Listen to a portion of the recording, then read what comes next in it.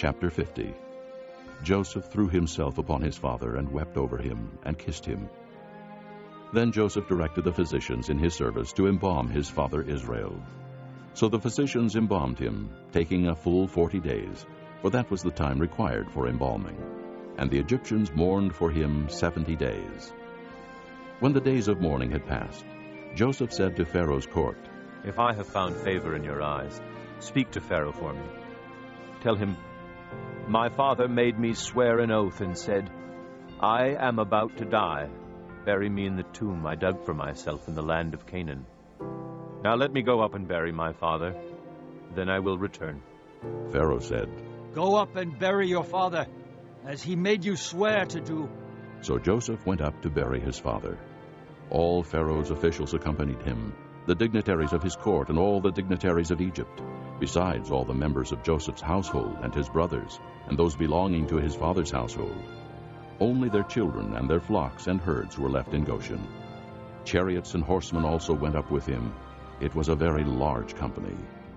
When they reached the threshing floor of Atad, near the Jordan, they lamented loudly and bitterly, and there Joseph observed a 7-day period of mourning for his father. When the Canaanites who lived there saw the mourning at the threshing floor of Atad, they said, "The Egyptians are holding a solemn ceremony of mourning." That is why that place near the Jordan is called Abel Mizraim. So Jacob's sons did as he had commanded them. They carried him to the land of Canaan and buried him in the cave in the field of Machpelah near Mamre, which Abraham had bought as a burial place from Ephron the Hittite, along with the field. After burying his father, Joseph returned to Egypt, together with his brothers and all the others who had gone with him to bury his father. When Joseph's brothers saw that their father was dead, they said, "What if Joseph holds a grudge against us and pays us back for all the wrongs we did to him?" So they sent word to Joseph, saying, "Your father left these instructions before he died. This is what you are to say to Joseph. I ask you to forgive your brothers the sins and the wrongs they committed in treating you so badly. Now, please forgive the sins of the servants of the God of your father." When their message came to him, Joseph wept. His brothers then came and threw themselves down before him. "We are your slaves," they said. But Joseph said to them, "Don't be afraid. Am I in the place of God? You intended to harm me, But God intended it for good, to accomplish what is now being done, the saving of many lives.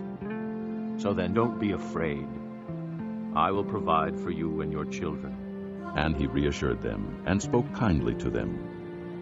Joseph stayed in Egypt along with all his father's family. He lived 110 years and saw the 3rd generation of Ephraim's children. Also the children of Machir, son of Manasseh, were placed at birth on Joseph's knees. Then Joseph said to his brothers, "I am about to die, but God will surely come to your aid and take you up out of this land, to the land he promised on oath to Abraham, Isaac, and Jacob."